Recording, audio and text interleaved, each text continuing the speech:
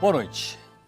Ele já esteve no centro do Roda Viva como candidato à presidência da República em 89, 94 e 98. Na primeira vez, chegou ao segundo turno. Nas outras duas eleições, mesmo sem ameaçar o vencedor, se manteve como segundo colocado. Hoje, volta ao programa em meio a um dilema: disputar ou não a sucessão presidencial pela quarta vez. Ele é Luiz Inácio Lula da Silva, o presidente de honra do PT. Nascido em Garanhuns, Pernambuco, mas criado em São Paulo, Lula, de 54 anos, é casado e tem 5 filhos. Tem apenas o primário completo e curso de torneiro mecânico no Senai, que equivale ao segundo grau profissionalizante. Em 75, foi eleito presidente do Sindicato dos Metalúrgicos de São Bernardo do Campo. 3 anos depois, comandou na região do ABC Paulista as primeiras greves que desafiaram o regime militar. Foi preso e respondeu a processo aberto com base na Lei de Segurança Nacional. Em 80, ajudou a fundar o Partido dos Trabalhadores e se tornou o primeiro presidente do PT. Em 82, disputou o governo de São Paulo e ficou em 4º lugar. Em 86, se candidatou a deputado federal e se elegeu com a maior votação do país, 650 mil votos. 3 anos depois, disputou a presidência da República e foi o segundo mais votado, com pouco mais de 17% dos votos válidos. No segundo turno, perdeu por pequena margem para Fernando Collor de Mello. Em 94, apesar de derrotado por Fernando Henrique Cardoso no primeiro turno, Lula melhorou seu desempenho eleitoral. Obteve 27% dos votos válidos. Na última eleição presidencial, em 98, tendo Leonel Brizola do PDT como candidato a vice, Lula recebeu 35.936.000 votos e aumentou novamente sua participação com 31,7% dos votos válidos. E para entrevistar o presidente de honra do Partido dos Trabalhadores, Luiz Inácio Lula da Silva, nós convidamos o jornalista Ricardo Oblate, que é diretor de redação do Correio Brasiliense. A diretora da sucursal de Brasília, da Folha de São Paulo, Eliane Catanhede. Luiz Felipe Dávila, diretor e colunista político das revistas Bravo e República. O diretor de redação da Gazeta do Espírito Santo, Roberto Miller. O jornalista José Paulo Kupfer, jornalista da TV Bandeirantes e colunista de economia do Diário Popular e outros 30 jornais. O jornalista Carlos Alberto Sardenberg, que é comentarista de economia da TV Cultura e da CBN. E nós gostaríamos também de registrar que o jornalista Luiz Macluf Carvalho foi convidado pela produção do Roda Viva para participar da bancada de entrevistadores. A assessoria de Lula vetou a participação de Macluf no nosso programa. O Roda Viva é transmitido em rede nacional para todos os estados brasileiros e também para Brasília. E você pode participar aqui do programa. Anote aí o nosso telefone. É o 011, telefone é 252-6525. Vou repetir, 011-252-6525. O fax aqui no estúdio do Roda Viva é o 3874-3454. Vou repetir, código 011, o fax é o 3874-3454. Se você preferir o nosso endereço na internet, anote aí que é o rodaviva@tvcultura.com.br. rodaviva@tvcultura.com.br. Boa noite, Lula. Boa noite, Heródoto. Lula, o governo esteve reunido essa noite já, tentando, de certa forma, se recuperar daquilo que foi uma derrota do governo diante da decisão do Supremo Tribunal Federal. Eu tenho aqui uma declaração, Lula, dada agora há pouco pelo ministro da Fazenda, Pedro Malan, esclarecendo que há pouco que o governo vai adotar medidas de cortes de gastos e aumento de receita para compensar a perda de 2 bilhões e 300 milhões ocorridas em função da decisão do Supremo Tribunal Federal em relação aí ao não pagamento das aposentadorias pelos servidores inativos da União. Lula, que outra saída o governo teria, se não esta comentada aqui pelo ministro Pedro Malan, ou seja, de tentar, de um lado, cortar despesa e do outro lado, aumentar a receita do próprio governo? Olha, o ministro Malan tem sido vítima de frases infelizes. Ainda semana passada, quando o FMI, pela primeira vez na sua história, avoca para si a ideia de que é preciso cuidar dos pobres, o Malan sai com uma genial dizendo que é ingerência do FMI na política interna do Brasil. Olha, o Malan sabe, o presidente Fernando Henrique Cardoso sabe, que eles estão discutindo de forma equivocada o problema da Previdência Social no Brasil. há muito tempo, inclusive numa conversa que eu tive com o Fernando Henrique Cardoso, dia 6 de dezembro do ano passado, eu disse ao Fernando Henrique Cardoso que o problema da Receita Federal não é de despesa, mas sim de receita. E para resolver esse problema, nós temos que atacar efetivamente os graves problemas da Previdência Social, que tem como primeiro ponto a sonegação. Ou seja, você tem praticamente 30% do empresariado brasileiro que ou não paga ou comete crime de apropriação indébita. E o governo precisava cobrar dessa gente. Você tem uma mão de obra qualificada, registrada em carteira profissional, diminuindo a cada dia que passa. Hoje nós temos no Brasil praticamente 18,3 milhões de brasileiros que têm carteira profissional assinada, portanto, contribuindo com a Previdência, num país de 160 milhões de habitantes, com 70 milhões que fazem parte da população economicamente ativa. Só para você ter ideia, Heródoto, nós hoje estamos arrecadando com o número de contribuintes praticamente o mesmo que nós tínhamos em 1986, há 13 anos atrás.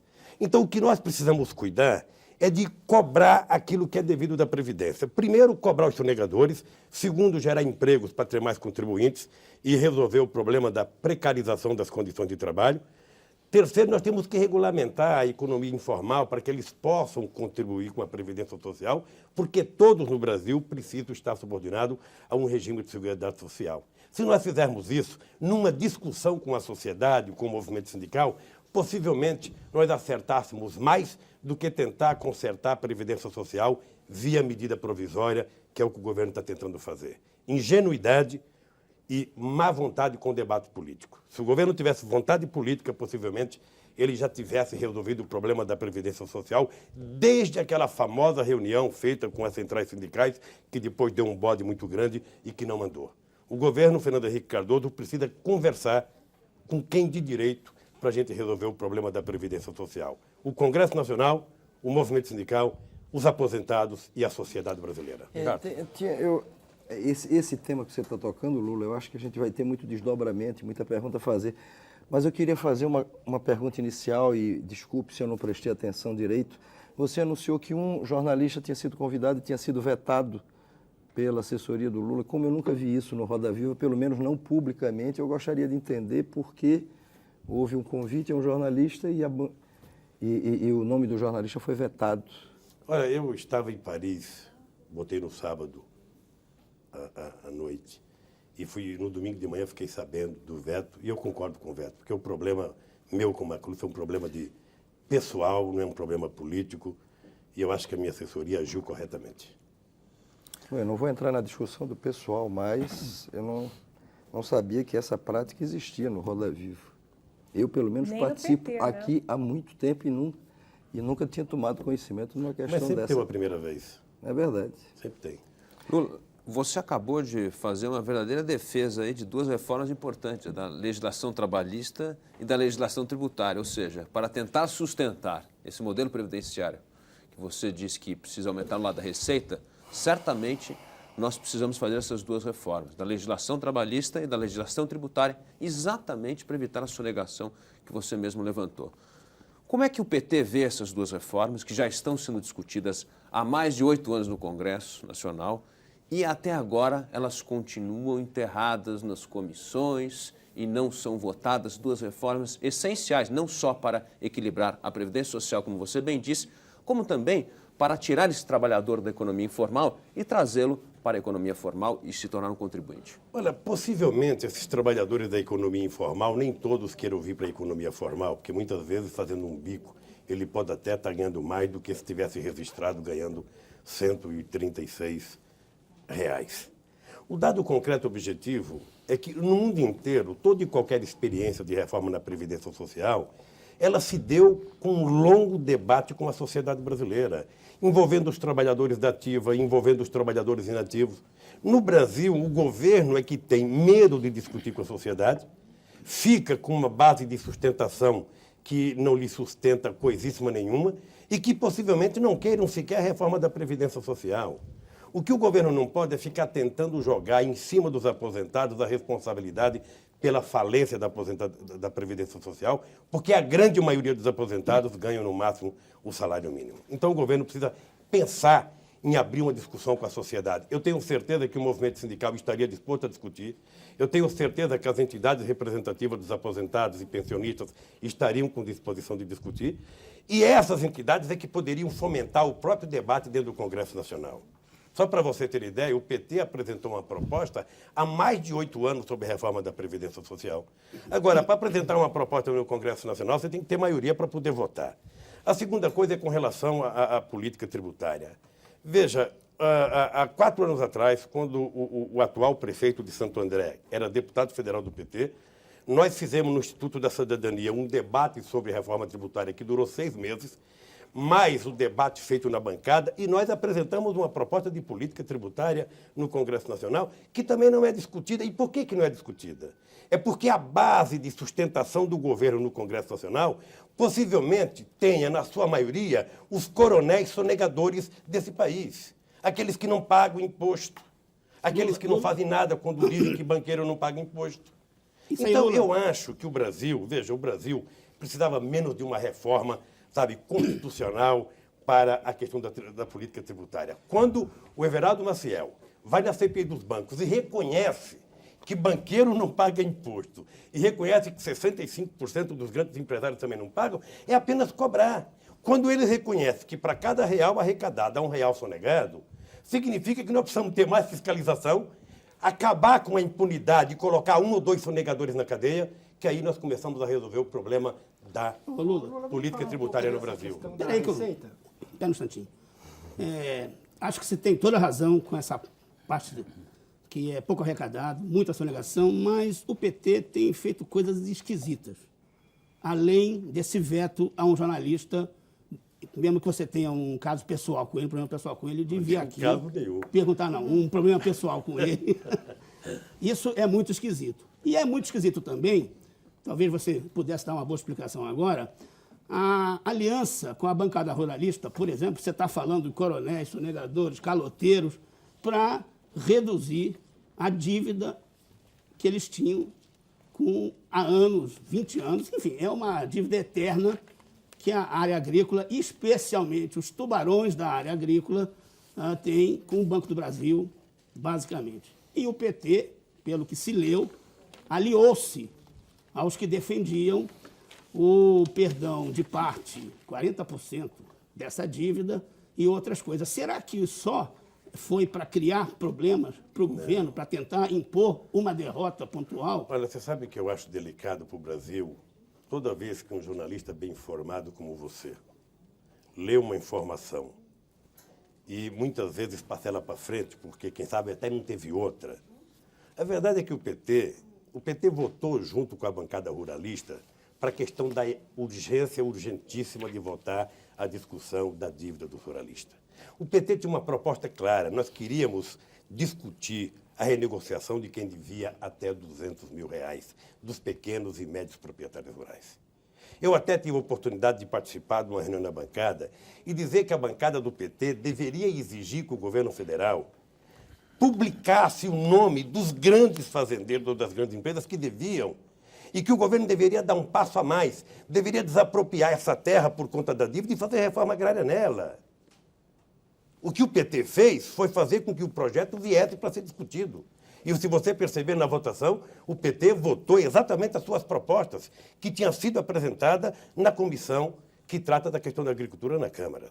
Vender a ideia que o PT tinha se juntado à bancada ruralista, como já venderam outras ideias, sabe, sobre o Partido dos Trabalhadores, quando, na verdade, se tem uma coisa que nós temos naquela bancada, primeiro, um grupo de deputados da mais extraordinária competência. Segundo, da mais extraordinária coerência.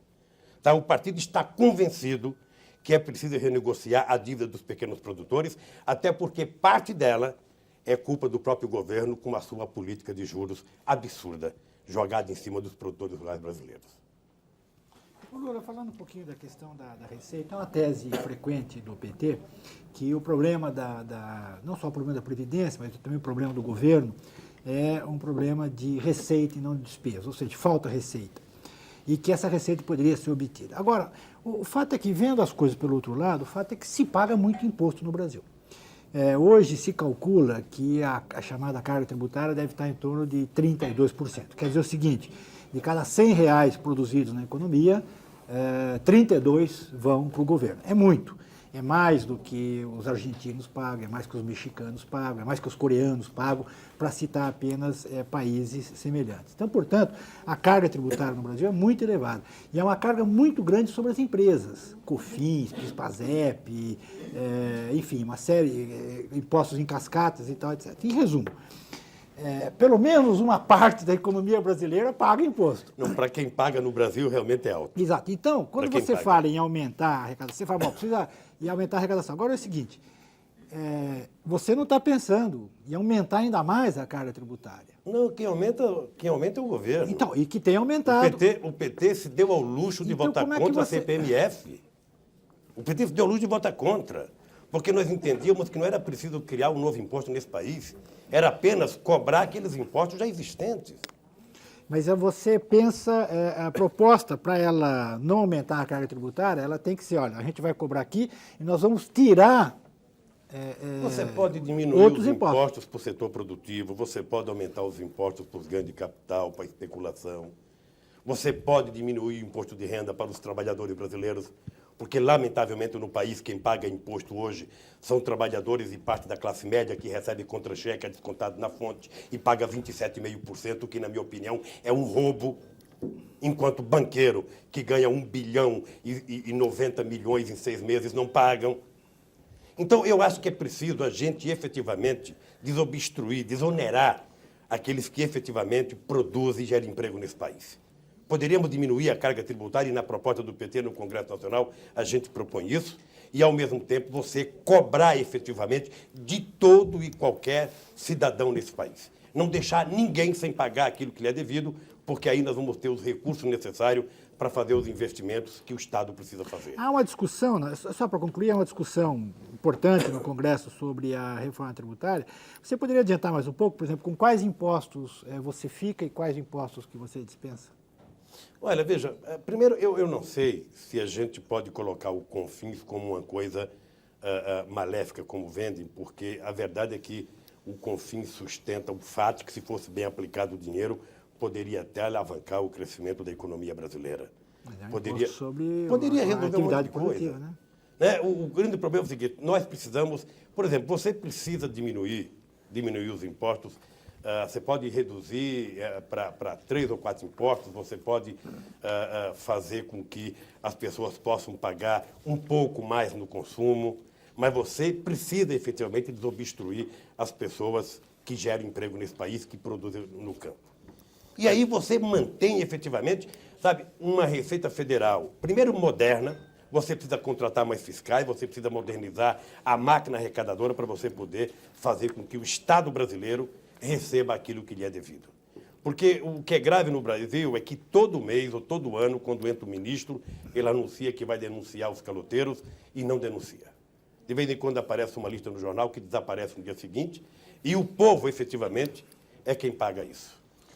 Eu queria introduzir uma questão que tem a ver com as críticas que você tem feito à política econômica do atual governo, mas tem a ver também com política estrito sensu. É muito difícil, no seu discurso e no discurso dos integrantes do Partido dos Trabalhadores, surgir algum elogio, e nem eu estou propondo isso. Mas eu quero me lembrar que no dia 29 de janeiro de 95, numa entrevista ao jornalista Hélio Gaspari, publicada no jornal O Globo, você, referindo-se, 3 meses depois do pleito, referindo-se ao presidente então recém-eleito, disse o seguinte: ele é melhor que os seus antecessores, melhor que Sarney, Collor e Itamar. Eu quero saber se essa ainda é a sua opinião. Se Fernando Henrique ainda é melhor, na sua opinião, do que Sarney, Collor e Itamar, inclusive. Olha, veja, você citou bem, em 1995, qualquer analista político, e eu, embora não seja nenhum cientista político formado na universidade, eu me considero um cientista político nesse país, haveria de admitir, pela história do Fernando Henrique Cardoso, que ele tinha muito de diferente com vários dos seus antecessores, seja do ponto de vista intelectual, seja do ponto de vista da sua história política. Então, não foi eu que errei a minha análise. O Fernando Henrique Cardoso é que mudou efetivamente para pior.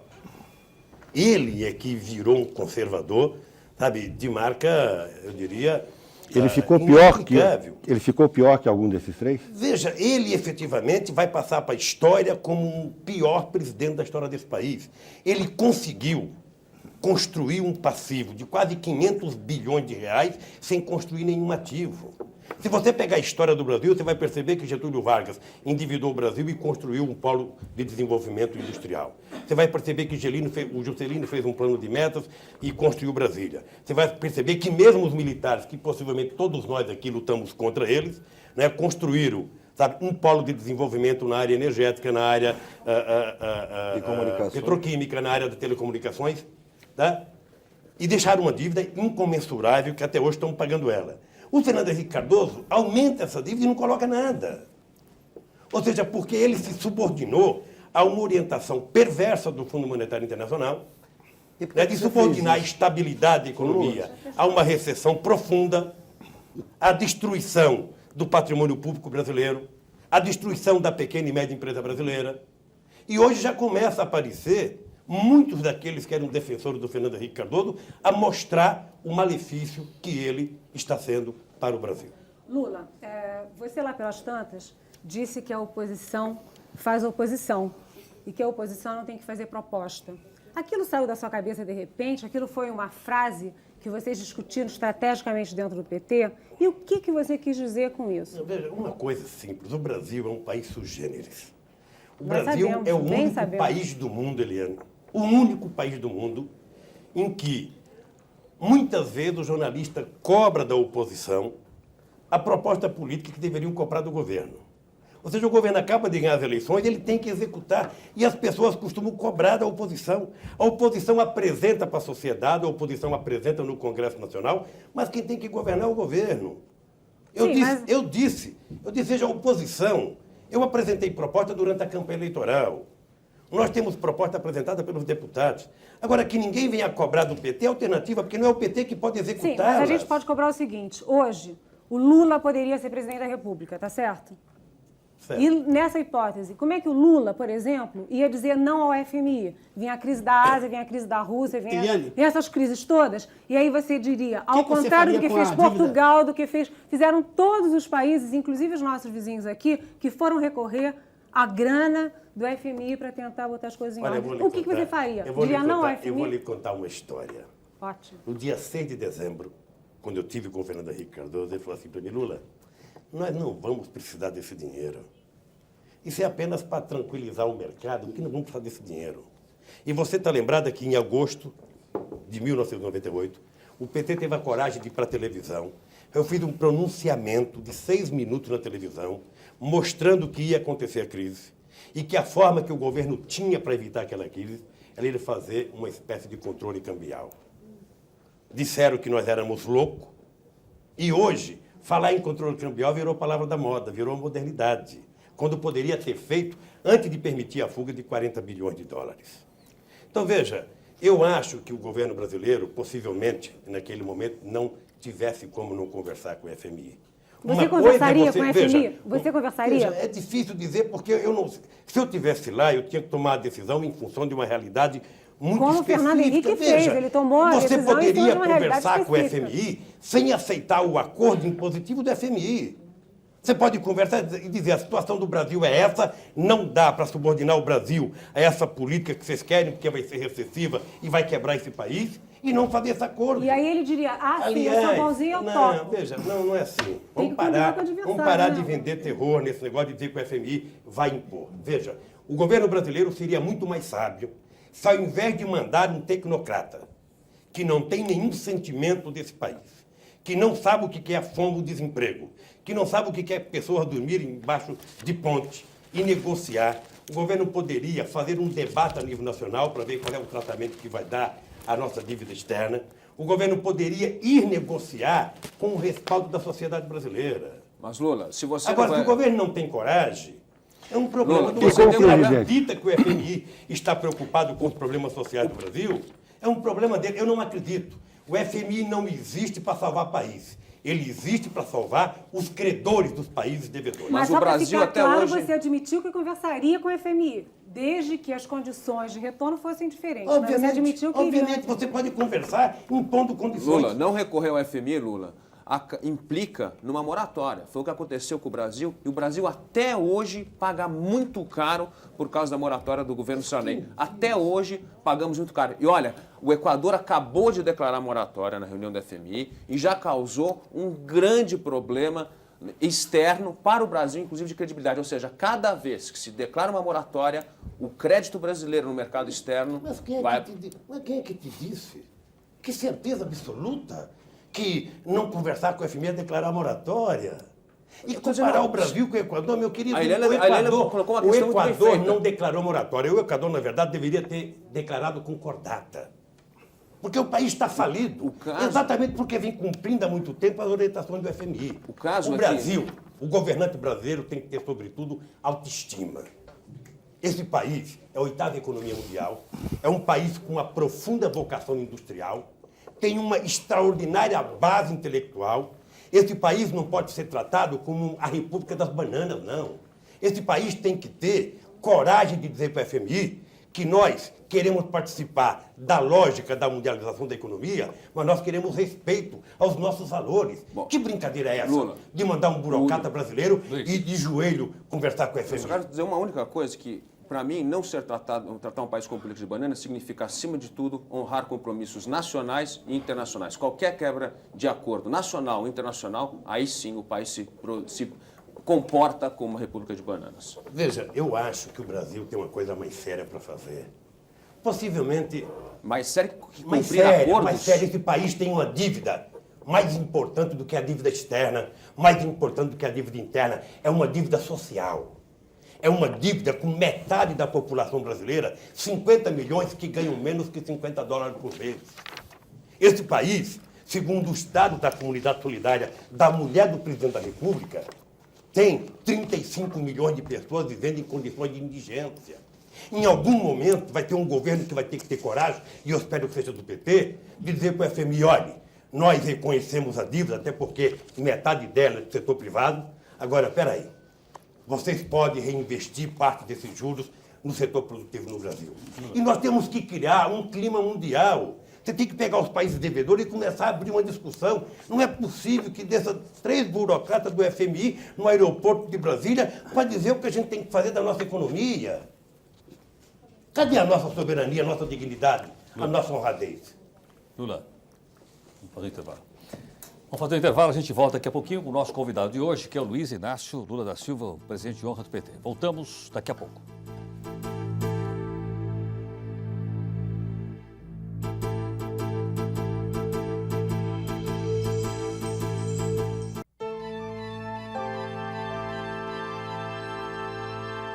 Nós voltamos com o nosso convidado de hoje, que é o presidente de honra do PT, Luiz Inácio Lula da Silva. Anote aí o nosso telefone, é o 011-252-6525, 252-6525. Nosso fax é o 3874-3454 e o nosso endereço aqui é o rodaviva@tvcultura.com.br. Lula, tem aqui a participação dos nossos telespectadores, através de uma carrada aqui de telefonemas e também de fax enviados aqui para o Roda Viva. E todos eles se referem ao candidato do PPS à presidência da República, o pré-candidato Ciro Gomes. Quero ouvir um comentário de você a respeito da última pesquisa, né, que dá aí uma participação maior do Ciro Gomes na opinião pública e uma recepção melhor por parte da opinião pública brasileira. Então nós queremos saber se você está acompanhando isso. Né? Eu estou rindo, sabe por quê, Haroldo? Porque nós estamos há praticamente 3 anos e 2 meses de uma possível eleição. E já se começa a manipular a pesquisa. Veja, a pesquisa, que eu tenho informações publicadas, divulgada pelo IBOP, ela não pergunta em quem a pessoa vai votar. Ela pergunta simplesmente quem é que tem a melhor proposta para o Brasil. E aí o Ciro Gomes aparece com 40%. Daí, eu não sei quem, porque eu não estava aqui, mas alguns jornais fizeram ilação dizendo, olha, o Ciro está com 40% e o Lula com 30%.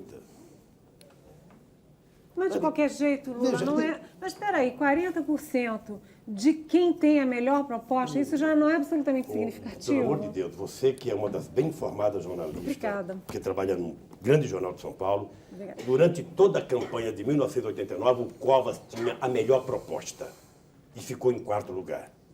Em 1989, também o Roberto Freire aparecia como o mais preparado dos candidatos e só teve 2% dos votos. Então, sabe o que acontece?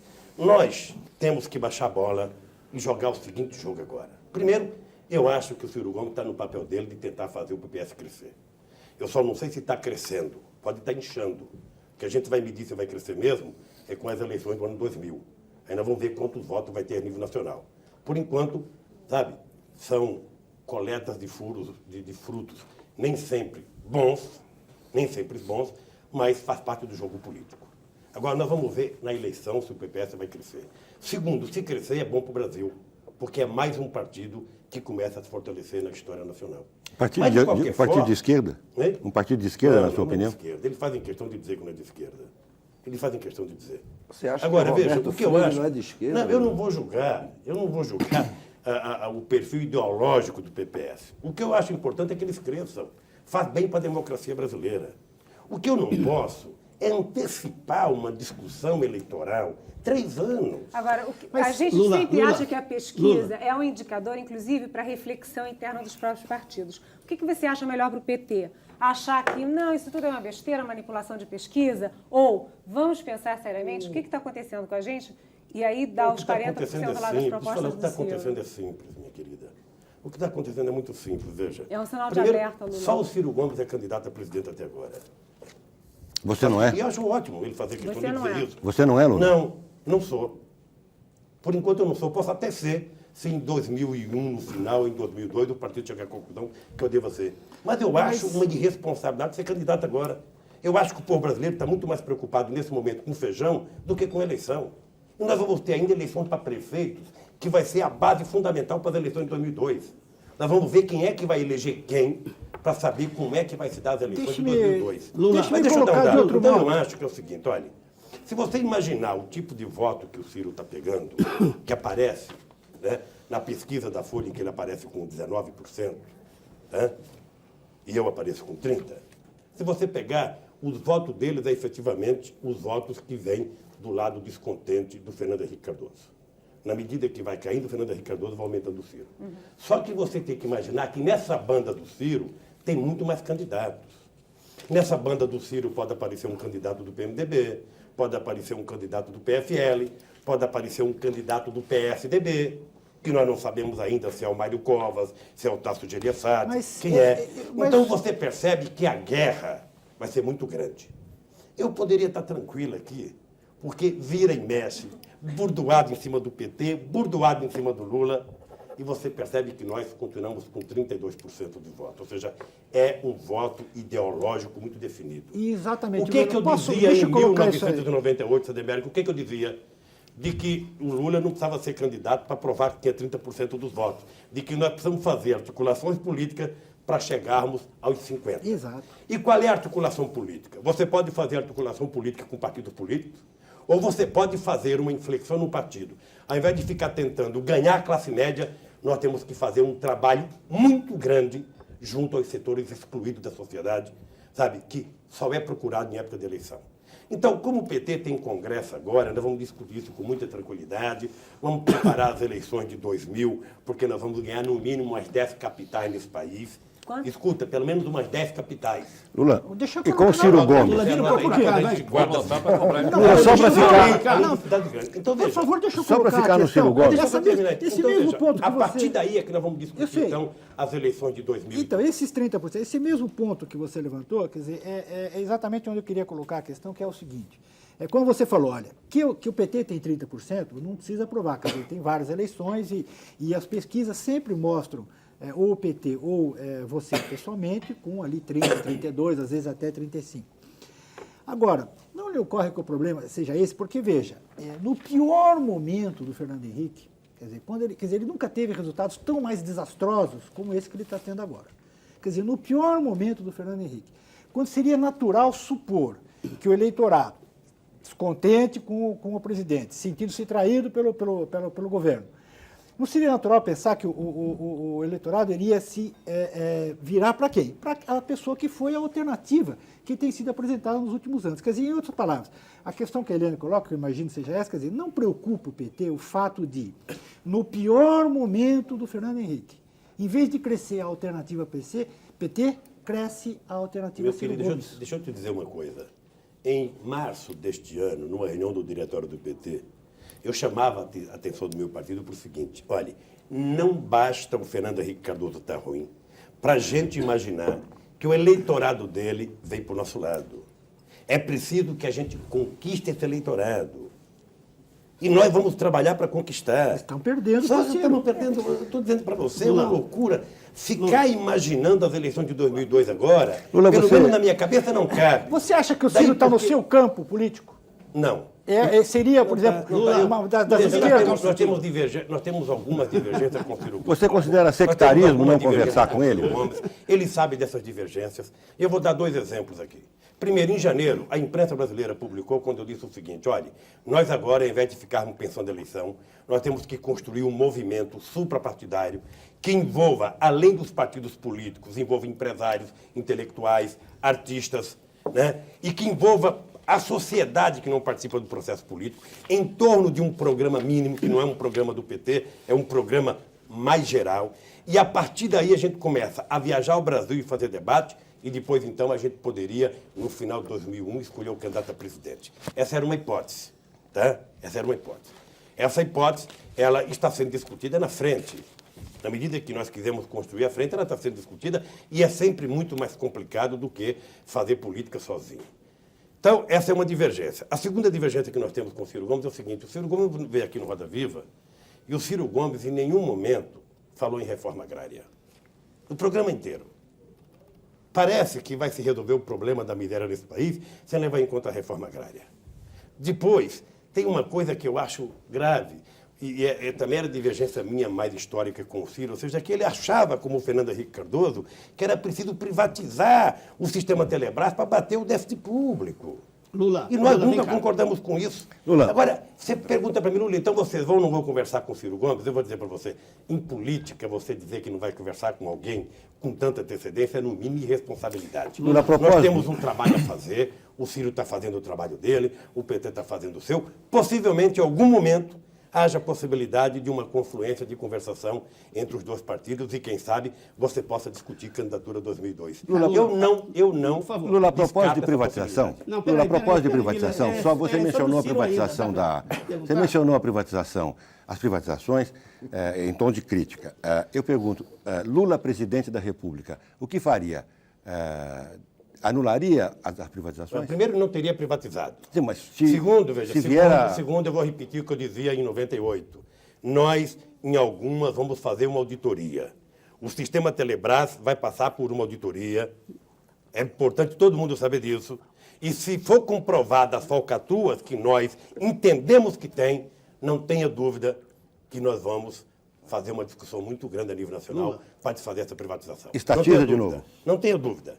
Não sei se estatizamos, não sei se criamos uma empresa pública, até porque, para nós, era muito melhor que essas empresas, ao invés de serem privatizadas, que as suas ações fossem pulverizadas diante da sociedade. Só para você ter ideia, o governo brasileiro devia, em 98, 13 bilhões de reais para o Fundo de Garantia por Tempo de Serviço. Então, que esse dinheiro deveria ter sido usado, sabe, em ações da Companhia Vale do Rio Doce, em ações do sistema Telebrás, para que a sociedade brasileira fosse sócia dessas empresas e não entregar a testa de ferro de empresa multinacional como eles fizeram. Voltando ainda ao Ciro. Está difícil. Eu que sou briguento hoje, estou apanhando aqui. Está difícil. Lula, tem quem diga, tem quem escreva, tem quem acha que o Ciro Gomes é um Collor com sinal trocado. Você concorda com essa? Olha, eu não faço o juízo de valores das pessoas assim. Eu acho que o Ciro Gomes acredita em algumas coisas. Ele faz questão de divulgar essas coisas que eles acreditam. Ele não concorda com tudo que eu concordo, eu não concordo com tudo que ele concorda. Portanto, vai precisar muito debate para que a gente possa perceber se há ou não possibilidade de se afinar. Não cabe a mim julgar o Ciro Gomes, quem vai julgar o Ciro Gomes é efetivamente sabe, o povo brasileiro no momento adequado. Ô Lula, se me permite, há pelo menos 2 eleições que eu ouço você dizer que não quero ser candidato, não, eu não vou ser candidato e acaba sendo candidato. Ou docemente constrangido ou perversamente constrangido, não sei, mas acaba sendo candidato. Pelo menos foi assim na última, e um pouco na anterior, mas principalmente na última. Na última você aparentemente relutou muito, ou de fato relutou muito. E você dizia, olha, eu não quero ser, eu acho que o PT tem outros nomes, tem outras possibilidades. Claro que a gente está com um tempo muito longo, como você mesmo colocou, até lá. Mas essa é uma questão de foro íntimo. Você está disposto a, se o partido lhe pressionar novamente, lhe apertar novamente, constrangido você ser candidato? Não, Brás, deixa eu falar uma coisa para você. Olha, eu acho que não se trata do partido constranger ou não. Veja, em 1998 eu dei uma contribuição maléfica para o debate, porque eu mesmo coloquei meu nome em depreciação. Eu mesmo coloquei meu nome. 500 conversas com Brizola, com Arraes, com o meu presidente Zé Dirceu, com o João Amazonas. Ou seja, eu tinha consciência que eles não tinham outros, porque não tinham preparado outro. E na medida que eu fiquei 4 meses dizendo que não queria ser, para eles indicarem outros, eu fui permitindo que passasse para a sociedade a ideia de que existia alguém na esquerda melhor do que eu, quando na verdade não existia naquele momento. O que eu estou querendo rever agora é que, com muita antecedência, nós precisamos abrir esse debate interno. Fazer avaliações internas para ver quem é que tem possibilidade, até porque nós temos vários governadores hoje da oposição, né? Nós temos Garotinho no Rio, Olívio Dutra no Rio Grande do Sul, nós temos o Zeca no Mato Grosso do Sul, nós temos o Lessa, nós temos o Jorge Viana, temos o Capiberibe, nós temos 7 senadores. Está esquecendo do governador de Minas? Então, o que eu acho... Está esquecendo do Itamar, Lula? Veja, e ainda tem o Itamar em Minas Gerais.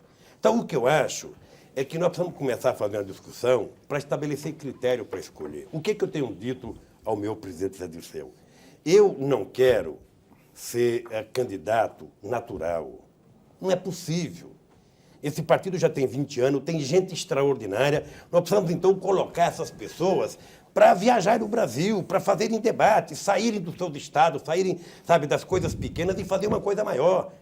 Sabe, só no PT nós temos Zé Dirceu, Tasso Genro, Genuíno, Cristóvão Buarque, Aloysio Mercadante, Suplicy. Sabe? Então, nós temos gente extraordinária. Samarta foi eleita de prefeita, é uma candidata em potencial. O Garotinho é um candidato em potencial. Olívio Dutra. Então, o que eu quero é que não fique nesse negócio. Não, Lula tem 30%. Olha, ele já começa com 30%. Vamos ficar no banho-maria, depois vai ser ele mesmo. Eu não quero mais isso. Lula, eu não quero mais isso. Eu quero abrir um debate, porque se eu tiver que ser candidato, eu quero ser candidato num outro critério. Quem está fazendo uma prévia nacional entre todos aqueles que queiram ser candidatos, para que a gente não saia, sabe, dessa pequena apenas dessa política apenas do meu partido. Nessa prévia nacional, digo, você se lançaria, porque é inevitável que dentro do PT, claro que você é a maior liderança dentro do PT e dentro desse campo de oposição. Eu li aqui num desses papéis que nos deram um pouco para alimentar essa discussão com você, uma socióloga, que eu não lembro o nome dela agora, mas é uma socióloga conhecida, onde ela dizia, olha, a oposição não pode ficar refém de um líder só. Não que essa seja ou não a sua intenção. De uma certa maneira, a oposição está, ao longo de 12 anos, refém de um nome. Não depende de mim. Veja, quando eu fui eleito presidente do Sindicato dos Metalúrgicos... Não, de alguma forma no dia 24 de abril de 1975, eu convoquei uma assembleia e deliberamos o seguinte: ninguém pode ser presidente por mais que 2 mandatos. Eu poderia ser presidente do PT até hoje, eu poderia ser Ulisses Guimarães do PT. Eu saí da presidência porque eu achava que era preciso criar outros quadros, e o Zé Dirceu se saiu extraordinariamente bem. E se ele sair, vai entrar outro melhor. Então eu quero fazer o mesmo com a candidatura a presidente, meu caro. Lula. Eu acho que eu posso contribuir com o PT não sendo candidato, eu posso viajar ao Brasil à vontade, eu posso dizer coisas que, como candidato, eu não posso dizer. Então, isso não é problema para mim. Agora, veja, eu também não posso dizer, não sou candidato, porque alguém que tem 30% dos votos, sabe? É difícil dizer isso. Agora, se for necessário ser candidato, eu quero que essa candidatura saia de um processo de discussão envolvendo a frente e envolvendo o PT, inclusive com outros nomes, fazer uma coisa mais democrática. Lula, pela oportunidade, você citou en passant, e aqui tem várias perguntas dos telespectadores, Você citou o caso da deputada Marta Suplicy, candidata ao governo da Prefeitura de São Paulo. Vários telespectadores gostariam de ouvir um comentário seu da disposição também do ex-presidente Fernando Collor de Mello ser candidato a prefeito da cidade de São Paulo. Você sabe que eu acho o Collor corajoso, porque o Collor deveria estar sendo candidato, sabe, ao Carandiru. Porque o cara que tem o tanto de processo que ele tem, o tanto de dúvida, sabendo que está proibido ser candidato a 2002, muda, sabe, para São Paulo para ser candidato, é no mínimo de uma coragem, sabe? Ou de um deboche. Eu acho, ou ele está desprezando o povo paulista, achando que isso aqui é um estado que só tem marionete, ou efetivamente está fazendo um deboche. Eu acho que ele não é candidato para valer, e se for candidato, sinceramente, não paga para ser. Não paga para ser, porque eu não tenho dúvida nenhuma que durante um processo de campanha vai voltar, sabe, histórias, sabe, que o Collor sabe que são verdadeiras. Lula, Mas, você Lula, mencionou o Tasso Genro aí como um dos nomes possíveis do PT para ser lançado como candidato à presidência da República. Eu me lembrei do nome do Tasso porque numa recente matéria enorme que o Economist fez sobre o Brasil, até um grande ensaio sobre o Brasil, ele disse uma frase que eu achei muito curiosa, foi quase assim uma confissão. Ele diz assim: nós ainda não convencemos a sociedade de que somos capazes de governar o país. E isso foi uma frase assim que me chamou muita atenção, vindo do Tasso Genro, falando para uma revista estrangeira como o Economist.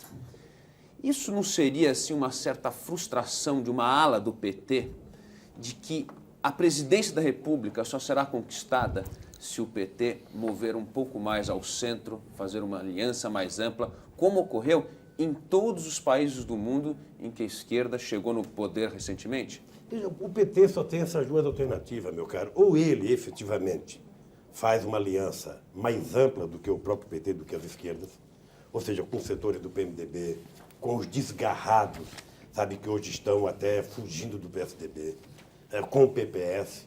Ou nós temos que fazer uma inflexão, sabe para quem? Os milhões de excluídos que não fazem política nesse país. Pessoas que não compreendem nenhum discurso mais e que muitas vezes procuram na igreja a saída para os seus problemas que são eminentemente políticos.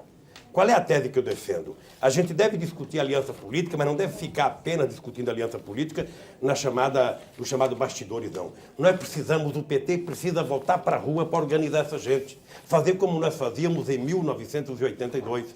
Sabe por quê? Porque a nossa base original está diminuta. Nós não temos em 1999 a quantidade de trabalhadores organizados que nós tínhamos em 1982. Ela diminuiu. Então, nós precisamos saber que tem muita gente que era nossa que está vendendo churrasquinho, está vendendo cachorro-quente, está vendendo carteirinha. Ou seja, essa gente está desprotegida, não apenas socialmente, mas ideologicamente. E o partido precisa, efetivamente, se voltar para essa gente, tá, mas o Lula, organizando essa gente. Lula, mas essa gente... Lula, e nós temos tempo, porque são 3 anos. Lula, 3 anos. Os próprios sindicatos perderam força. É a mesma gente que o presidente disse que está com ele.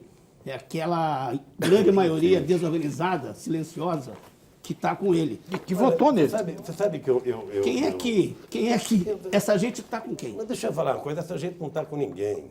Você veja que a oscilação é muito grande. Então eu acho que nós temos que trabalhar ideologicamente essas pessoas. Nós temos que apresentar para essas pessoas um rumo a ser seguido, uma proposta concreta, objetiva, que possa dar para eles expectativa de que a partir dali vai ter uma solução para o seu problema. Essas pesquisas de popularidade te dizem alguma coisa? Elas são para valer neste momento? Eu acho que ela mostra coisas para daqui 3 anos. Eu acho que ela mostra que o Fernando Henrique Cardoso está em desgraça. Agora, tem 3 anos de mandato. É reversível? Ele tem 3 anos de mandato ainda. Quem tem o poder tem sempre muita margem de manobra. Eu vou dar um exemplo para você, meu caro. Junho de 1998. Eu empatei tecnicamente com o Fernando Henrique Cardoso numa pesquisa feita pela Datafolha.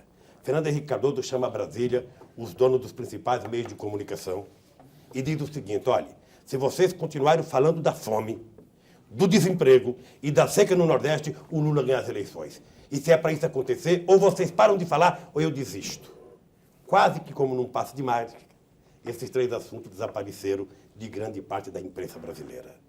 Né? Até que deu, sabe? Aí apareceu um monte de artistas, daqueles importantes da Globo. Mas a seca falando continua, propaganda. até voltou. A seca continua, o desemprego aumentou. Não, mas peraí, e a fome Lula. aumentou. Então, Mas, veja, Lula, peraí. obviamente que o Fernando Henrique Cardoso tem uma margem. Afinal de contas, quanto que ele tem para gastar Não, em não, publicidade? mas essa conversa, Lula, Essa conversa você tem prova? prova? Não, essa conversa foi veiculada pela imprensa. Pela própria imprensa, Pela dizendo própria que imprensa. ela Pela própria botou o rabo imprensa. entre as pernas e ela você disse que pode botou o rabo pegar, entre as pernas. Você pode pegar qualquer uma das revistas de grande circulação, porque essa matéria foi publicada.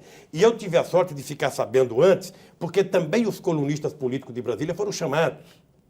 Não, peraí, eu sou colunista política de Brasília e não fui chamada, não. Então, Tá aqui meu Você testemunho. não foi, talvez o dono do jornal tivesse ido. Você não foi porque talvez já tivesse conversado com o dono do jornal. Não, o dono Mas do aqueles jornal... que não chamaram o dono peraí, foi. Lula. Você está falando uma coisa séria. Foram. O dono do jornal falou com quem? Veja, Comigo ele não falou eu vou dizer nada, para você uma coisa. nem o governo não é falou coisa nada. séria, não, é uma coisa verdadeira. Fernando Henrique Cardoso reuniu os donos dos jornais, para dizer o seguinte: olha, cuidado que eu perco as eleições. Então, obviamente, que o Fernando Henrique Cardoso tem Lula, direito a posso depreender daí? Eu não estou fazendo acusação, eu não quero fazer merchandising. É só você pegar a revista Veja depois das eleições que você vai constatar isso. Mas que donos de jornais? Todos os principais jornais. Então, E os principais Estado, canais de Folha, televisão. Globo, Jornal os do principais Brasil. canais de televisão. Posso depreender, Lula? Agora, deixa eu dizer mais uma coisa. Estou dizendo isso para dizer o seguinte: Fernando Henrique Cardoso tem margem de manobra. Ele tem 3 anos de mandato ainda. Sabe? Obviamente que ele pode se recuperar, se não chegar ao que ele foi no começo do Plano Real, mas ele pode chegar aí a ter 30%, 40% e passa a ter um peso no processo eleitoral. Não, mas E eu acho passa que a ter importância o Zé Paulo um Kupfer candidato levantou apoiando uma por coisa ele. importante que você não respondeu, que é o seguinte: independente do Fernando Henrique ter chamado ou não ter chamado, eu não tenho nenhuma informação sobre isso, e eu dei o testemunho de que eu não fui, ele falou o seguinte: por que o PT tem o discurso para os desvalidos e esses desvalidos são exatamente aqueles que não votam no PT? Por que é isso? Por exemplo, em Brasília, o Cristóvão Buarque tinha todo o discurso dele social, só que quem tinha faixazinha do PT, quem fazia o discurso do PT e a campanha do PT era a elite, Lula. A elite que lê jornal, quer dizer, que lê o que a gente... Porque hoje que os começa- donos dos jornais Veja, fazem. E quem não lê é que votou contra vocês. Veja, Então mas aí é o por erro não está na isso, imprensa, está em Eliane, vocês. É por isso, minha querida. Por quê? Hoje começa a aparecer nos jornais de Brasília os banqueiros, que só um banqueiro que gastou quase 900 mil para ajudar o Roriz na parte mais pobre da população. Ora, você sabe que é a parte mais pobre, que é a parte mais vulnerável. Entre um discurso ideologicamente correto e uma cesta básica, muitas vezes a cesta básica é mais imediata, Tá, as pessoas isso votam. é uma constatação. Como é que você pode dar a volta por cima disso? Acreditando no Qual é o trabalho. antídoto a Como isso? eu vou defender até a morte que o PT não deva distribuir cesta básica para ganhar voto, nós vamos ter que acreditar no trabalho de politização da sociedade. É esse o nosso desafio, Helena. É Ou por seja, isso que eu estou vocês dizendo, vão o ficar PT... esperando 385 Não, anos. o PT precisa Mas combinar. paciência. Não, o PT precisa combinar efetivamente o seu trabalho de articulação política com o seu trabalho de organização de base. Ou o PT faz isso, ou ele perde. Não é que perde a eleição, perde na política, perde na credibilidade da sociedade. Lula. Veja, nós defendemos a reforma agrária e muitas vezes nós esquecemos de falar nos milhões de pequenos produtores que já têm a terra e que muitas vezes não se reconhece defendido pelo PT e quando o Caiado chama uma passeata, eles vão a Brasília. Então nós temos que deixar claro que nós queremos a reforma agrária para quem não tem a terra, mas nós queremos política agrícola para quem já tem a terra.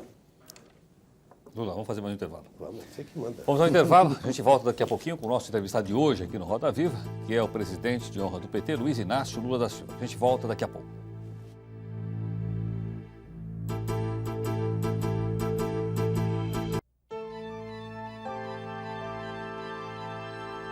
Nós voltamos aqui no Roda Viva com o nosso convidado, que é o presidente de honra do PT, Luiz Inácio Lula da Silva. O nosso telefone aqui é o 252-6525, o código de acesso é o 011.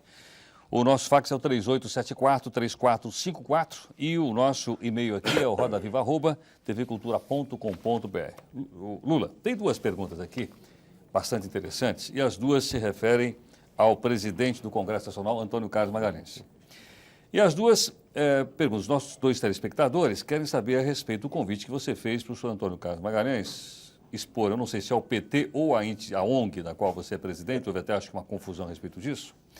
E eles gostariam de saber exatamente em que situação foi isso, o que é que você acha desse projeto de combate à pobreza elaborada por Antônio Carlos Magalhães. Graças a Deus, um telespectador me dá a chance de falar aqui sobre isso. Bom, primeiro, Heródoto, o convite foi feito pelo Instituto da Cidadania, não é uma coisa do PT. E é uma parceria que nós estamos fazendo, o Instituto de Cidadania, o Toninho Trevisan, mais a Isto É, que vai, inclusive, publicar o encarte do seminário que estamos fazendo. O seminário tem 2 períodos. De manhã vamos discutir desenvolvimento e à tarde vamos discutir saída para a pobreza. E por que foi pensado em convidar o ACM? Você imagina, Heródoto, que se o Lula saísse pelo Brasil, como eu faço isso há 30 anos, falando de pobre, não é novidade para ninguém, é? Ninguém daria, nem no painel da Folha sairia, porque não é novidade. O Lula nasceu na política para isso. Agora, se o Lula sai defendendo os pobres dos bancos, aí viraria manchete de jornal. Ora, então, a CM falar de rico não é nenhuma novidade, porque todo mundo sabe que nos 40 anos que ele faz política foi para favorecer os ricos. Na medida em que ele começa a falar dos pobres, vira notícia. Para jornalista, é aquele ditado, ou seja, se você está passando na rua e um cachorro late para você, ninguém dá importância. Mas se você parar e morder o cachorro, é manchete. Então, por que nós chamamos... jornalista está cada Por que nós chamamos o ACM? Veja, porque nós queremos, se eu chamar só o Domauro Morelli, por exemplo, que não vai poder estar presente, que está viajando, seria uma coisa tão normal que ninguém nem daria importância. Vocês estão fazendo nós chamamos o ACM para gerar polêmica. Porque se é verdade que o ACM quer acabar com a pobreza, Heródoto, veja, tem 54 projetos tramitando no Congresso Nacional que cuida da questão da pobreza. Desses, 25 são do PT. Então, se o ACM está falando de verdade de acabar com a pobreza, ele poderia transformar esses projetos em caráter de emergência ou urgência e votar esses projetos. A segunda coisa é que, na proposta original do ACM, ele tira um pouquinho de recursos da Prefeitura, tira um pouquinho de recursos do Estado e monta um bolo que vai dar para o PFL administrar, porque é o presidente da Câmara, é o vice-presidente da República. Não, nós queremos acabar com a pobreza fazendo um debate envolvendo as entidades, o Congresso Nacional, sabe? E nós vamos colocar claramente como é que a gente vai acabar com a pobreza. Porque, para mim, acabar com a pobreza significa você ter uma parte de política de solidariedade, mas, sobretudo, você tem que ter como objetivo gerar oportunidade de empregos para essa gente, porque é isso que dá cidadania. O povo brasileiro está cansado de viver de esmola, de favor. É preciso que essas pessoas aprendam a ganhar, sabe, a sua sobrevivência às custas do seu trabalho. E esse é o papel do Estado. Isso não significa que você não tem que ter uma política de solidariedade. É por isso que, em 93, eu entreguei para o Itamar Franco, que depois foi coordenado pelo Betinho, o Programa de Política de Segurança Alimentar, que coloca a questão da segurança alimentar como uma questão de soberania nacional. O povo tem que comer, no mínimo, 3 vezes por dia. Então, se o ACM, que até agora foi um homem que governou para as elites, começa a falar de pobre, nos interessa chamar para um debate. O FMI começou a falar de pobre agora, depois de empobrecer muita gente, vamos chamar para um debate. O que eu não posso é ficar debatendo comigo mesmo. Imagina eu e o Zé Dirceu debatendo, só nós dois. Não ia ser manchete nem um jornal, não ia dar espaço. Então, nós queremos a polêmica, porque quem sabe da polêmica, a gente encontre uma solução para o problema da fome no Brasil. Parece que ficou a questão pendente, Miro. Qual é a questão que ficou pendente? Eu queria deixar esclarecido, pedir o seu esclarecimento e voltar, pedir a licença para voltar a essa questão dessa tal reunião que teria havido em Brasília entre proprietários de jornais, mencionada por você, e o então candidato Fernando Henrique Cardoso. Eu não tive notícia disso, mas entendi e pergunto, faço observação como pergunta. Entendi que você teria dito que soube disso pela imprensa, quer dizer, a imprensa publicou isso. A revista Veja publicou fartamente. Quer dizer, deixa eu entender, a revista Veja publicou que os donos do jornal se reuniram com o Fernando Henrique para proibir que publicassem notícias e ela publicou? Não. O Fernando Henrique Cardoso chamou os donos dos jornais, dos principais jornais, para comunicar a situação delicada da imprensa continuar falando da fome, do desemprego e da seca no Nordeste. Isso foi em junho. E no mês de julho se saiu da imprensa. Quer dizer, os jornalistas todos obedeceram essa... Não sei se os jornalistas todos, meu caro. Não sei se os jornalistas todos. Eu estou dizendo que houve essa reunião. E sumiram esses assuntos da imprensa. E o Fernando Henrique Cardoso, você pode perguntar para ele. Como ele está por baixo agora, quem sabe ele atenda todo mundo. Eu quero saber dos jornalistas que me interessa aqui. Se, de repente, os jornalistas todos, nós... paramos de tratar desse assunto porque recebemos um telefonema de alguém. Que a mim nunca ninguém telefonou. Eu não sei qual grau de autonomia que cada um de vocês tem no jornal. Não sou jornalista, eu não sei. Bom, mas você o vê que eu sei colunas, é que a direção do por jornal, esse programa a editoria de política, ela pauta, sabe, os assuntos. para o jornalista. Lula, vamos voltar ao Agora é tema uma da pobreza. questão... Bom, eu sei o grau de autonomia que eu tenho e conheço... Mas você pode resolver isso discutindo com o Fernando Henrique Cardoso. Não, eu só queria esclarecer para não passar a impressão. Só estou retratando informações que eu tive. Né? Informações Lula, que eu tive de gente que participou. Isso é tão simplista, E porque logo agora depois... o Fernando Henrique podia fazer a mesma coisa. Olha, gente, eu estou com 60% de impopularidade, chama todo mundo, para de falar de porque agora ninguém acredita mais, querida. Agora, aquela reunião que ele lançou o plano plurianual, ou seja, nem ele acreditava naquilo que estava falando. Então ele percebe que as pessoas mentem uma vez, mente duas vezes, mente três vezes. Chega uma hora que a mentira ganha uma dimensão que as pessoas não acreditam. Então o Fernando Henrique Cardoso vai ter que sair do achismo e ele vai ter que fazer. Não tem jeito. Eliana, você imagina que o nosso querido Brasil, até 1997, a gente só importava 2 bilhões e 800 milhões de produtos agrícolas. Hoje estamos importando praticamente 8 bilhões de dólares de produtos agrícolas. Então, nem naquilo que era elementar, que nós sabíamos fazer, nós estamos dando conta. Hoje, e a Folha de São Paulo publicou, e outros jornais publicaram, se falava tanto do dinheiro que tinha vindo para o Brasil, muito dinheiro. Hoje fica claro que 78% do dinheiro que veio foram para comprar empresas estatais ou empresas privadas nacionais. Cadê o dinheiro novo para investir no setor Lula, produtivo? deixa eu te fazer uma pergunta. Presidente nenhum, quer dizer, salvo se for um insano, eu digo, presidente nenhum escolhe errar deliberadamente ou prejudicar deliberadamente, eu digo, a população. Você acha que no caso do Fernando Henrique, que você mesmo julgava num certo momento, preparado, como disse e tudo, você acha que ele se perdeu por onde? Você acha que o que foi? Ele resolveu renegar todas as suas ideias e propostas e... O que é que aconteceu com ele? Noblar, eu te confesso que eu penso o que aconteceu, mas obviamente que... Sim, mas o que é que você pensa? Veja, o que eu acho é o seguinte, é que o Fernando Henrique Cardoso, na minha opinião, vendeu a alma ao diabo. Porque hoje, eu imaginava que em um determinado momento ele era refém do PFL. Hoje não, hoje ele é conservador. Eu, na conversa que eu tive com ele, depois de meia hora, eu falei, Fernando, vamos conversar sobre futebol, porque sobre política não dá. Nós estamos com posições tão antagônicas que não há um espaço. O Fernando Henrique Cardoso, eu não sei se pela vaidade pessoal dele, o Fernando Henrique Cardoso é um político sem ouvidos. Ele só tem boca. Você está conversando com ele, a impressão que você tem é que ele está ouvindo. De repente você constata que ele não ouviu nada. Aquilo não entra na cabeça dele. Se ele não acreditar, não entra. Então, o Fernando Henrique Cardoso ainda tem 3 anos. Ele pode, efetivamente, fazer alguma coisa. É só ter vontade. Agora, quando ele trocou o ministério, eu pensei, vai trocar o Malan. Não trocando o Malan, não muda nada. Porque o Malan é quem chefia a economia brasileira e subordinou-a ao FMI. Aliás, eu digo, sem medo de errar, que, na minha opinião, o Malan é um infiltrado do FMI no governo brasileiro. Lula, vamos voltar ao tema da pobreza aqui. É possível que eles não tenham sensibilidade para o que está acontecendo no Brasil. A pobreza é uma questão importante que você acabou de mencionar.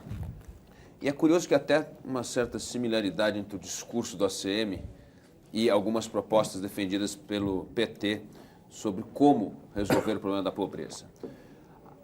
E é engraçado que você acabou de fazer uma colocação aqui sobre a pobreza, que o discurso vai quase no caminho que eu considero um caminho sensato, ou seja, gerar emprego, gerar crescimento da atividade econômica.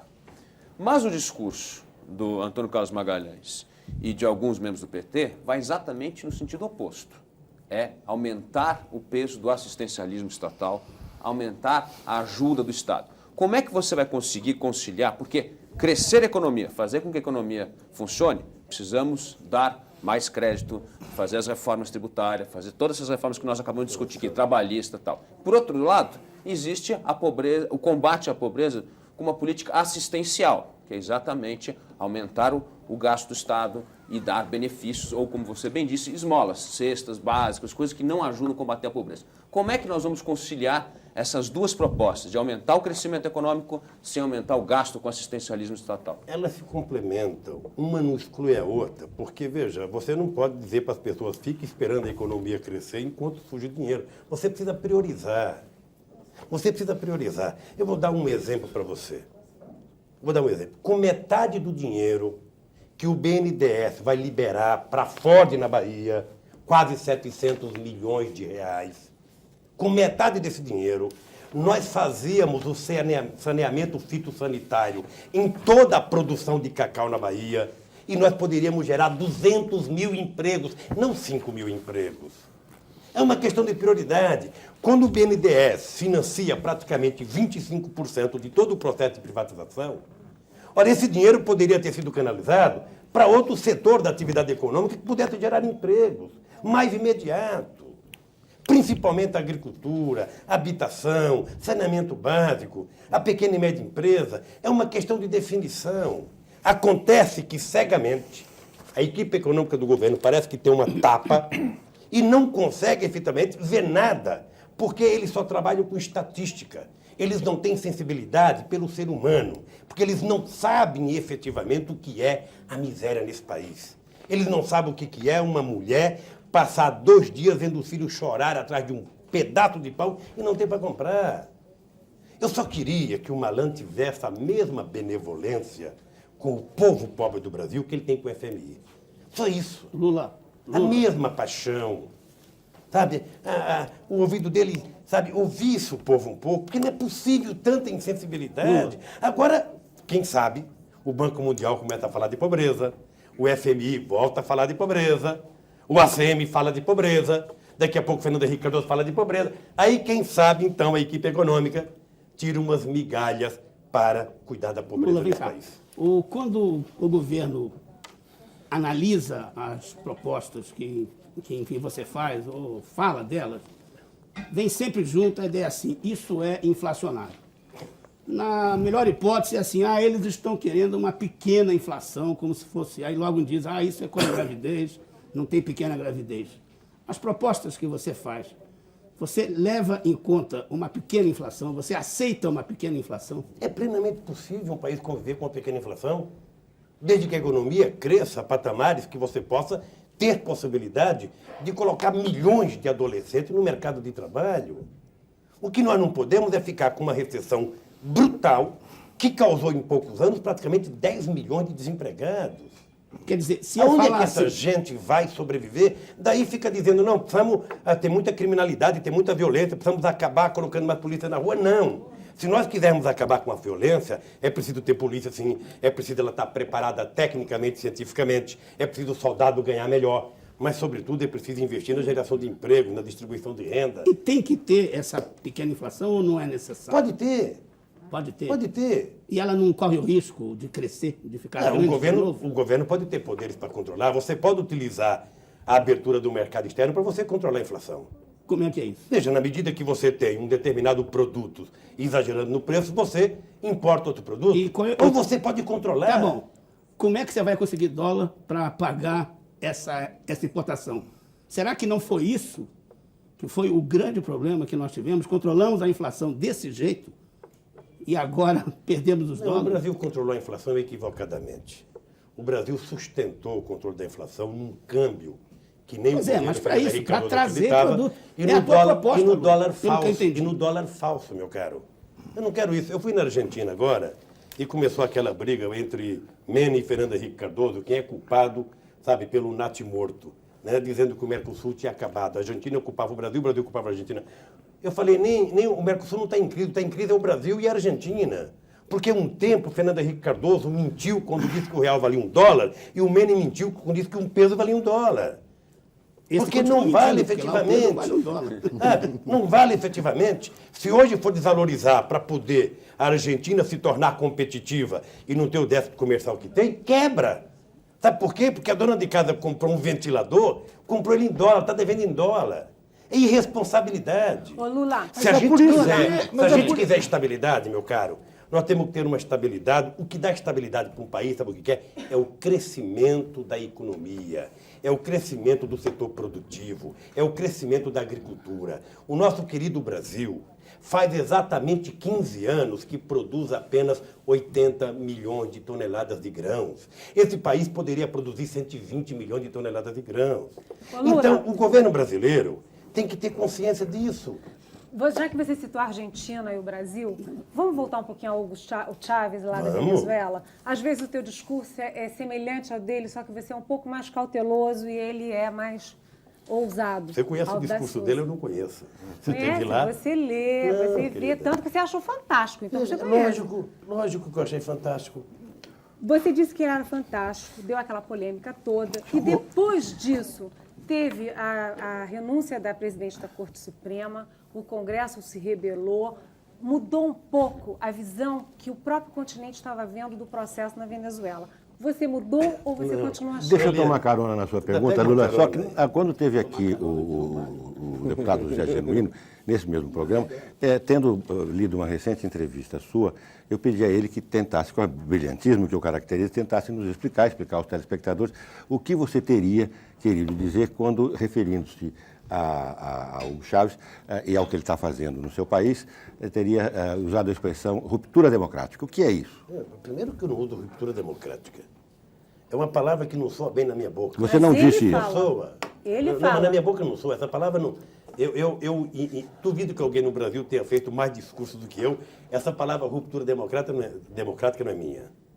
Tá, veja, eu vou voltando à pergunta da Eliana aqui. Veja o que eu disse. Ele gostou. Eu disse, não é que eu disse que o comportamento do Chávez tinha sido fantástico, por quê? O Chávez participa de uma eleição em que ele diz que as estruturas das instituições da Venezuela estavam apodrecidas, que ele ia ganhar, ia convocar uma constituinte para mudar essas estruturas. Ele ganha com quase 60%. Convoca uma constituinte, tem 92% dos votos e começa a mudar. Aí algumas pessoas estranham, mas ele quer fechar o Congresso.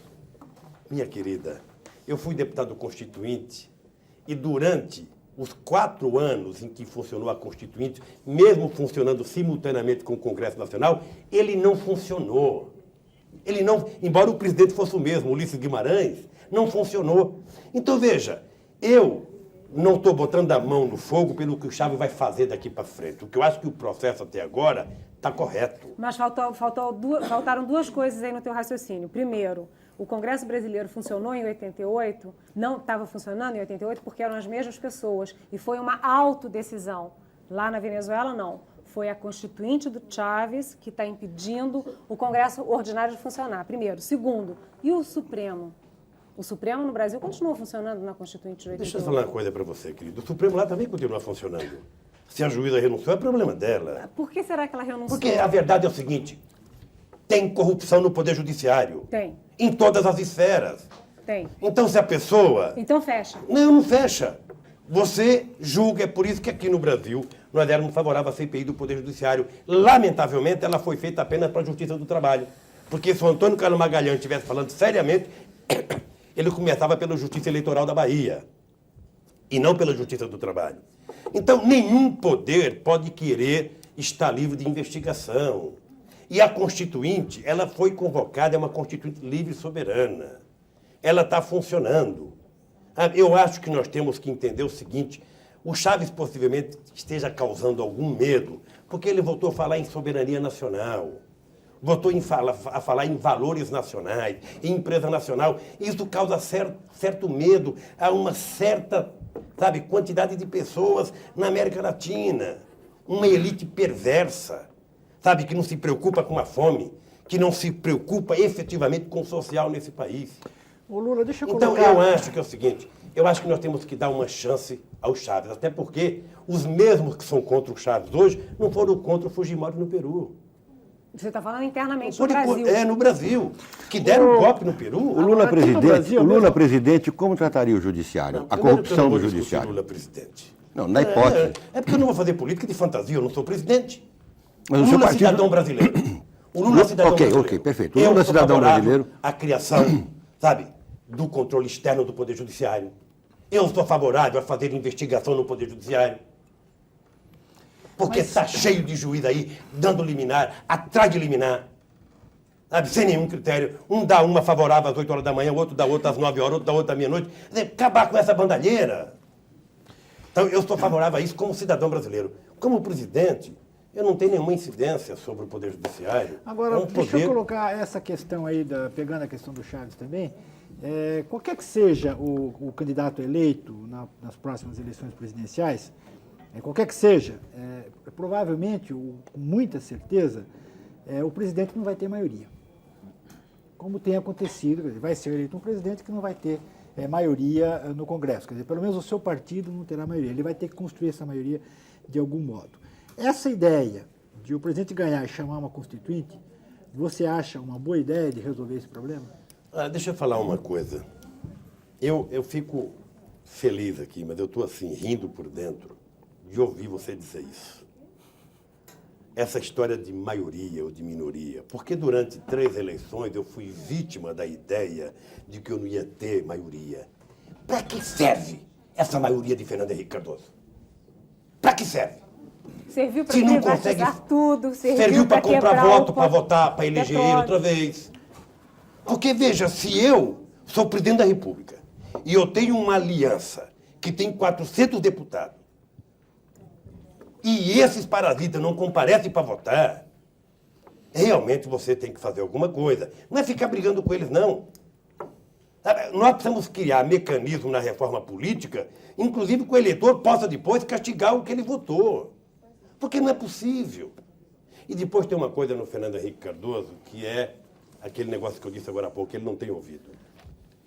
Ele não ouve. Ele não ouve. Lula, então deixa eu contar uma coisa para você. Ele efetivamente faz mal o jogo.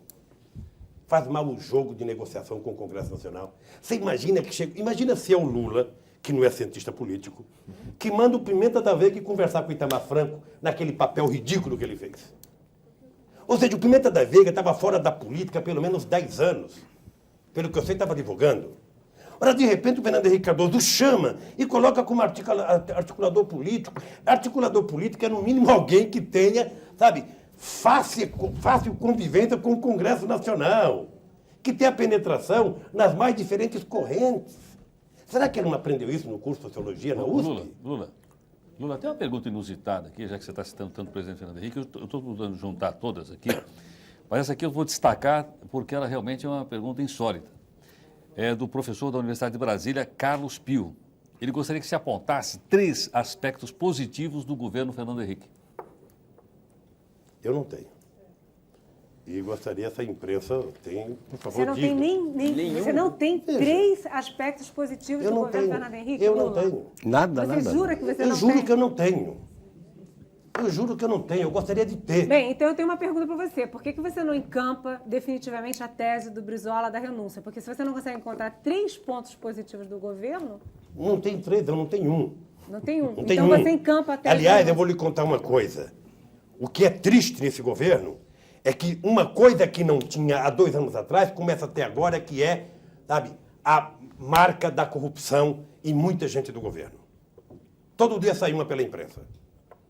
É uma pena que se demora para apurar nesse país.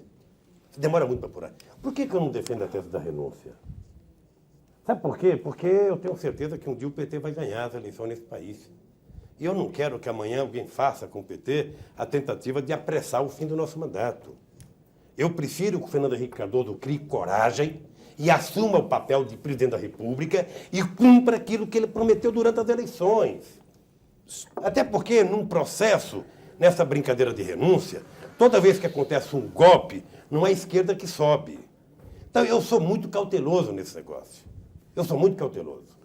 Então, o que eu quero é que o Fernando Henrique Cardoso cumpra. Ele lembra de todas as coisas que ele falou para o povo e cumpra. Faça isso. Lula, tem pelo menos um aspecto positivo agora, obviamente, que o povo viu, acha, que é a estabilidade, certo? Porque obviamente, ele foi reeleito povo por causa da vai estabilidade. para a rua, cria um clima, sabe? Ele pode até renunciar. Eu acho que ele não tem grandeza nem humildade para renunciar. Hein, Lula? O Fernando Henrique foi eleito porque pelo menos o povo reconheceu que ele garantiu a estabilidade da moeda, o triunfo do real. Eu não sei, isso é você que está dizendo. Por que você acha que o Fernando Henrique foi eleito? No Brasil, tanta gente é eleito por outras coisas. Não, mas por que você acha que o Fernando Henrique foi eleito? Qual foi a principal bandeira do governo Fernando Henrique que o fez ser reeleito no segundo turno com uma vitória esmagadora? Olha, eu vou lhe contar uma coisa. Se o povo brasileiro votasse somente por bandeira, o jogo eleitoral possivelmente fosse outro. Tem outros fatores que implicam no processo eleitoral no nosso país. Então, veja, você tem o processo da manipulação dos meios de comunicação. Vamos pegar a eleição de 98 numa pesquisa que nós fizemos, nós e o Ciro Gomes junto, do dia 1º ao dia 11 de agosto, em que, e é por isso que nós éramos contra a tese da reeleição, Ciro tem 3 minutos, eu tenho 17, Fernando Henrique Cardoso 49, mas o governo 2h30. Ora, qual é a igualdade? Qual é a igualdade?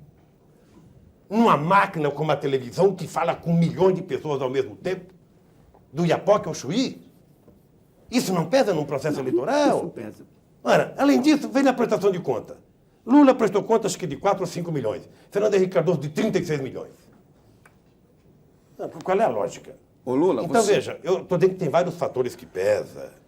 Vários fatores que pesam. Eu citei 2 apenas. Você não acha Obviamente que o que real tem uma parte dos eleitores que são ideológicos, votam ideologicamente pela direita, votam ideologicamente pelo centro e votam ideologicamente pela esquerda. Esse tem. Agora, tem uma outra parcela, sabe, que vota de acordo com o cantar do galo. Essa, lamentavelmente, é isso. Eu gostaria, sabe do quê? Que as eleições no Brasil fossem voto ideológico.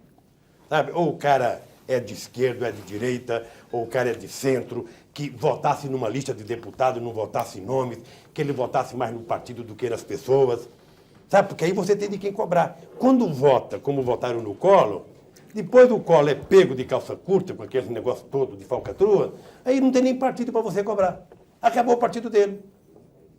Sabe? Então, se você vota num partido que existe, qualquer eleitor pode cobrar do partido em qualquer lugar do país. Você está dizendo que o nosso eleitor ainda não sabe votar? Não, eu estou dizendo que o nosso eleitor vota de acordo com a quantidade de informações que ele recebe.